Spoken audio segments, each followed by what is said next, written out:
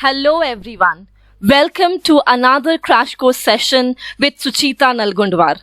So, last class we had talked about till the beginning of the taxonomic categories, and we had discussed in details about species, and I had told you that in the next class we will be talking about the rest of the taxonomic category with the help of an example. So here I am presenting to you another session on Living World crash course. This is our final session on the chapter Living World. Hope this video is extremely useful for all of you, and you keep subscribing and viewing our lectures. Thank you all so much. So let's get started. So for this, for understanding the various taxonomic categories, we will be taking the help of certain example. Let us take the example of Solanum tuberosum. क्या है बेटा Solanum tuberosum? आप सभी लोगों को याद है कि Solanum tuberosum, it is the scientific name for potato. And let us take another example, Solanum melongena. What is Solanum melongena? Solanum melongena, it is the scientific name for brinjal. Right? So now you can place Solanum tuberosum and Solanum melongena because they are similar. You can place them under the same genus, that is Solanum. You can place them under the same genus, that is Solanum. As you know, the first part of the biological name is the genus and the second part is the specific epithet. Group of similar species are placed under the same genus, that is, in this case it is Solanum. Now Solanum, then you have Petunia, then you have Datura. You can place Solanum, Petunia, Datura, all these are genus. So group of similar genus can be placed under the similar family. Group of similar genus can be placed under the same family, and the family here is Solanaceae family. And this is basically done with the help of similar reproductive and vegetative character. Similar reproductive and vegetative character. Right? So according to similar reproductive and vegetative character, we place the genuses Solanum, Petunia, Datura under the same family, that is Solanaceae family. Now, Solanaceae and Convolvulaceae. Convolvulaceae is another family. Solanaceae and Convolvulaceae, they are placed under the similar families are placed under the similar order, and the order here is Polymonales. The order here is Polymonales. Now let me tell you that these families generally have similar floral characters. They generally have similar floral characters. यहाँ से NEET का question आता है, why are the similar families placed under the same order? It is because Solanaceae, Convolvulaceae, they have similar floral characteristics, and therefore they are placed under the same order,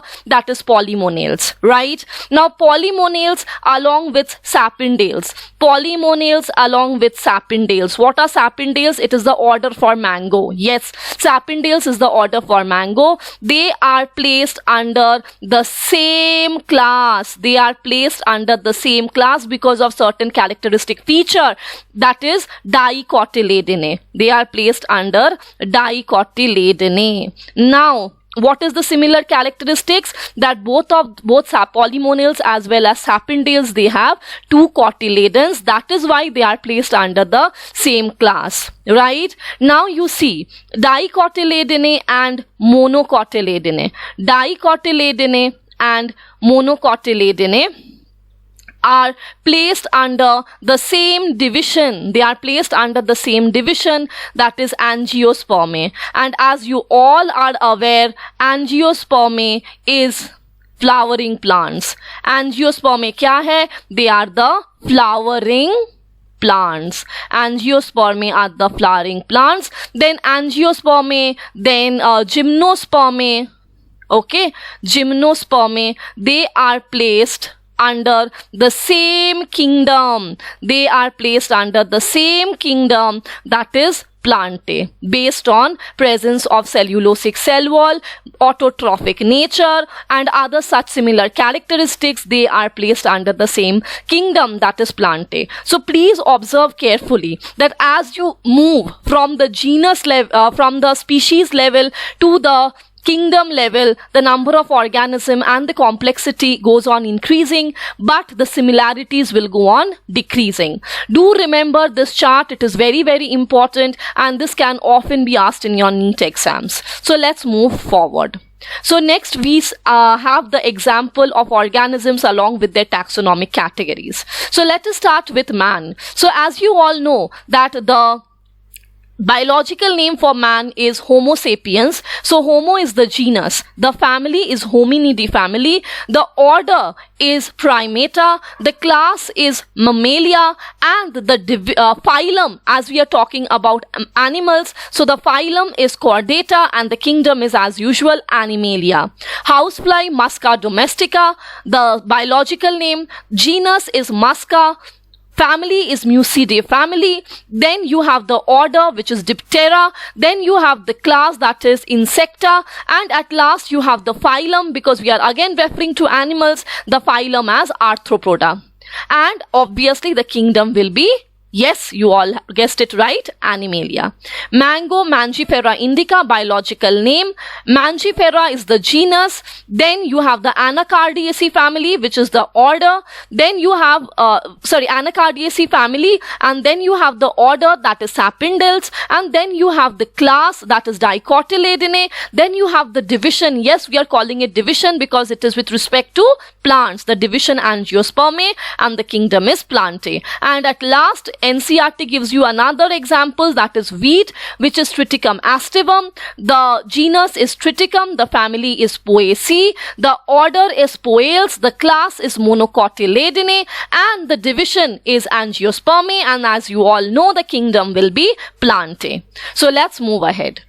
Now let us start with the taxonomic aids. See, taxonomic aids are those devices which will be helping in the taxonomic study. They can either be living specimen or they can also be dead preserved specimen. There are various taxonomic aids, which is herbarium, taxonomic keys, museums, zoological parks, and botanical garden. So let's start with the most important taxonomic aid, that is herbarium. So if you observe, the word herbarium itself contains the word herb, and students, herb refers to plants. So the herbarium is used for the preservation of plant specimen. It is used for the preservation of plant specimen, and whenever we are using the word preservation, it means storage of dead specimen, storage of the dead specimen. Okay, so in a herbarium there are few steps which needs to be followed. First is the collection. First, what you have to do is, first you have to collect the plant specimens. After you collect the plant specimen, you will be drying the plant specimen. After collecting the plant specimen, you will be drying it, and then you will be poisoning the plant specimen. Why is poisoning required, students? Why do you think there is the necessity for poisoning? The reason is, poisoning will help in the process of preservation. It will not allow the growth of any unwanted microorganism. So now please note that the poisoning is done with the help of 0.1% mercuric chloride or HgCl2. After poisoning, what you do? You mount it. You mount it on a herbarium sheet. Mounting on a herbarium sheet. The international size, students, you will mount it on a herbarium sheet, and the international size of a herbarium sheet is 41 cross 29 centimeter square. After mounting, you go for stitching. Otherwise, what will happen? The plant specimen will fall off from the sheet. So to prevent this falling off, you will go for stitching. After stitching is done, you go for labeling. After stitching is done, you go for labeling. What do you label? Yes, you will be labeling the name of the collector, the place of collection, the date of collection. Then you also write the name of the family of the plant specimen. Along with that, you can also write the English name, the local name, and the obviously the biological name of the plant specimen. All these labelings I will be showing it to you in the next slide. Please wait for that. Now, labeling, and after labeling you will be going for deposition. Yes, you have to deposit the herbarium sheets following the Bentham and Hooker system of classification. Following the Bentham and Hooker system of classification. Is it clear? You have to deposit it following the Bentham and Hooker system of classification. Right? So, herbarium, let us see what is here in the slide. Herbarium is a storehouse of collected plant specimens that are dried, pressed, and preserved on sheets. The sheets meaning the herbarium sheet. The size of the herbarium sheet, again I repeat, is 41 cross 29 centimeters square. These sheets are arranged according to universally accepted system of classification, which is the Bentham and Hooker system of classification, as already discussed. These specimens, along with their description on herbarium sheet, becomes a storehouse or a repository for future use. Now, herbarium sheets carry a label according to a label providing information of, as I already mentioned, date and place of collection, the English, local and the botanical names, the family, the collector's name, etc. Now, often the question comes as, which of the following is described as a quick referral system? So please note this, herbaria also serves as a quick referral system in taxonomic study. Herbaria also serves as a quick referral system for taxonomic study. Let me tell you that the largest herbarium in India is the Central National Herbarium, Kolkata. It is the Central National Herbarium that is in Kolkata, which contains 2 million or 20 lakh specimen. Okay, which contain 2 million or 20 lakh specimen. Let's move ahead. So next we have the botanical garden. The botanical garden, so these are specialized gardens. So here we have the Indian Botanical Garden, that is in Howrah, Kolkata, Shibpur. So there you see that in the botanical garden, they are specialized garden having collection of living plant specimen for reference. That means here we will be using the term conservation. Let me tell you that botanical gardens are used for ex situ conservation of plants. It is used for the ex situ conservation. We use the term conservation for living specimen. We will be using the term conservation for the living specimen, whereas preservation for the dead specimen. So plant species in these gardens are grown for identification purpose, and each plant is labeled indicating their botanical name or scientific name and its family. Every plants you will be seeing has the name of botanical name mentioned and along with their family. The famous botanical garden is found in Kew, England. It is the largest botanical garden. The largest botanical garden, it is found in Kew, England. And let me tell you that Kew is known as the botanical capital of the world. It is known as the botanical capital of the world. Please do note this. Please remember this. Hope you all are having a pen and pencil and copying down the lectures. Then you have the Indian Botanical Garden, as I told you, in Howrah, Shibpur. Then you have the National Botanical Garden in Lucknow. And along with that, you have the Lloyd Botanical Garden. You have the Lloyd Botanical Garden in Darjeeling. This is also a very famous garden which is in Darjeeling, West Bengal. Right? Clear till this much? Let's move ahead. So next we have museum. So in the museum, let me tell you, there is the preservation of plants as well as animal specimen. Yes, you heard it right. Museum is used for preservation of plants as well as animal specimen. Right? So please remember that biological museums are generally set up in educational institutes such as schools and colleges. Once you must have all seen that in your schools there is some stuffed animals. There is some succulents kept in formaldehyde solution. So all of that is a part of a museum. Anywhere where you are keeping some stuffed toys, stuffed animals or some skeletons that is used for studying, that itself comprise a museum. Museum have a collection of preserved plants and animal specimen for study and reference. Specimens are preserved in containers or jars in preservative solution. The preservative solution that is commonly used is formaldehyde. The preservative solution that is commonly used, students, it is formaldehyde solution. Plants and animal specimens may be preserved as dry specimen. Yes, you can preserve them as dry specimen, but always remember that there is a high chance that plants like the succulents, the xerophytic plants, they are preserved in formaldehyde solution. You should always remember this, that the plants like succulents can be preserved in formaldehyde solution.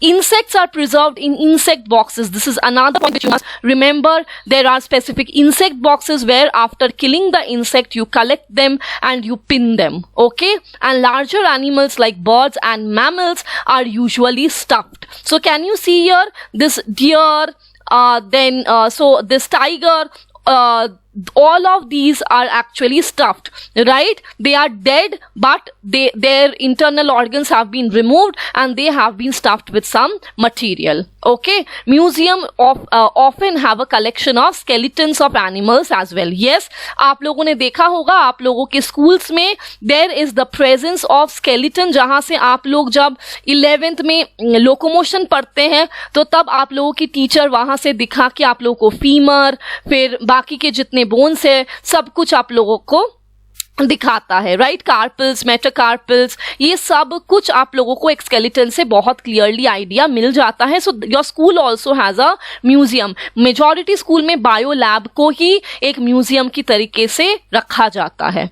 Next we have the zoological parks. Zoological parks is used for the conservation of wild animals. The wild animals are kept in protective the environment under human care and which enable us to learn about their food habit and behavior. All animals in zoos are provided as far as possible the conditions similar to natural habitat. तो आप लोग देखोगे कि जो lions रखा जाता है तो lion का एक den भी बना दिया जाता है. There is a den that is made for the lions so that the lions get a feel that they are still in their natural habitat. So it is like as far as it is possible, the environment that is provided in the zoological park is tried to replicate the environment that is present in the natural condition. Children love visiting the zoological parks and often we call it as the zoos. Next we have the key. This is very, very important. Let me tell you that key has a contrasting set of statements. Let us take 3 examples. Say cat, rat, and say bat. Okay? So these are 3 animals. Now in a key, there can be 2 contrasting statements like have tail and another statement is do not have tail. Okay, have tail and do not have tail. So have tail में you will write cat and rat because cat and rat both have tail, but do not have tail में you will write it as bat. So these two contrasting statements, right? It is known as a couplet. It is known as a couplet. The contrasting statement, it is known as a couplet. And students, let me tell you, the individual statement of a couplet, please note that the individual statement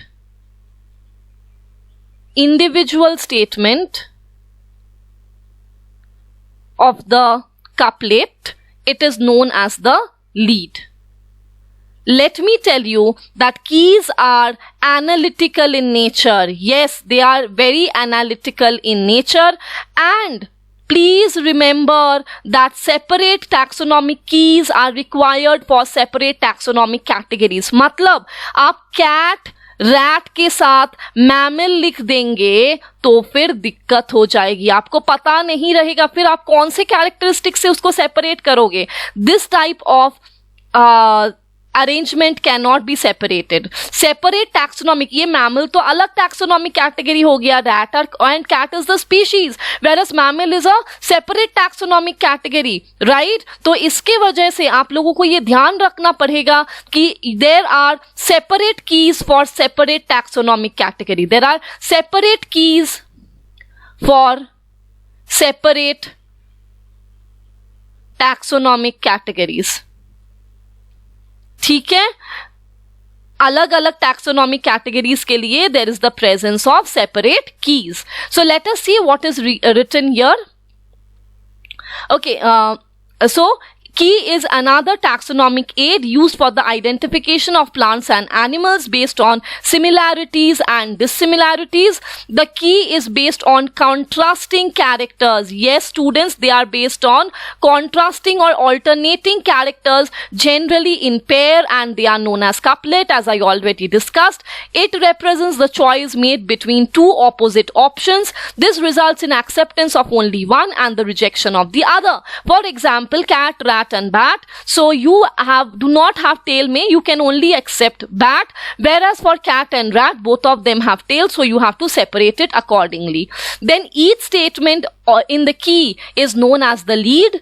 Separate taxonomy, very very important. Separate taxonomic keys are required for each taxonomic category, such as families के लिए अलग की रहेगा, genus के लिए अलग की रहेगा और species के लिए भी अलग की रहेगा. Keys are generally analytical in nature. Next, the last part of the chapter living world and the end of our crash course on living world, that is the taxonomic aids, which are flora, manuals, monographs and catalogs. Okay, they help in correct identification. Flora क्या है? Flora के अंदर it is a book which will be containing the actual account of the habitat and distribution of plants in a given area. देखो, जब भी हम लोग ये flora itself is representing what? It is representing plants. So please आप लोग याद रखिएगा कि flora it contains the actual account of the habitat and distribution of the plants in a given area. एक For example, Flora of Delhi given by J.K. Maheshwari. तो Flora of Delhi में क्या मिलता है? All the plants that are growing in and around Delhi NCR region along with the habitat that they prefer to stay and the distribution of such plants. Then you have the manuals. These are providing information for identification of names of species found in a particular area. एक चीज याद रखना, manuals में description रहता है of the plant, लेकिन flora में description नहीं रहता है, सिर्फ और सिर्फ actual account of the habitat and there distribution रहता है. Next let us talk about the monographs. देखिए, मोनोग्राफ्स में ये जो वर्ड है मोनो का क्या मतलब है? मोनो का मतलब है one. So this booklet or this taxonomic aid contains information of a single taxon. Like for example, monograph of Avena. Avena क्या है? ओट्स है. तो एक बुक जिसमें पूरा ओट्स का डिटेल डिस्क्रिप्शन दिया गया है, that is known as a monograph. Catalog. आप जब घर पेंट करवाते हो तो आपके जो पेंटर्स हैं वो आप लोगों को एक एशियन पेंट्स का कैटलॉग ला के देते हैं या कोई और बर्जा पेंट्स का कैटलॉग ला के देते हैं और आपको बोलते हैं कैटलॉग देखिए और आपका घर का कलर चूज कीजिए. What is catalogue? It is basically the methodical और the alphabetical arrangement of any things, right? If it is paint, then it is paint. If it is your nail polish catalog, then it's your nail polish. If it's your lipstick catalog, then it is your lipstick. So it is basically catalog का मतलब ये होता है कहीं पे भी methodical या alphabetical arrangement में सारी चीजों को अरेंज किया गया, right? So catalog, it is the alphabetical listing of all species along with their description. It is the alphabetical listing of all species along with their description that is known as a catalog. So students, let me tell you, taxonomic aids बहुत ज्यादा important है आप लोगों के लिए. लिए, तो इसीलिए मैंने सेपरेटली टैक्सोनॉमिक एड्स और कैटेगरीज के लिए क्लास रखा था, so that it is short and you it's very easy for you all to understand. जरूर फोकस कीजिएगा, नीट में यहां से चांसेस है कि आपको क्वेश्चंस मिले. So that is all for today's lecture. We will be continuing in the next lecture with another brand new chapter. That is all for today. Have a very great day ahead. Thank you all.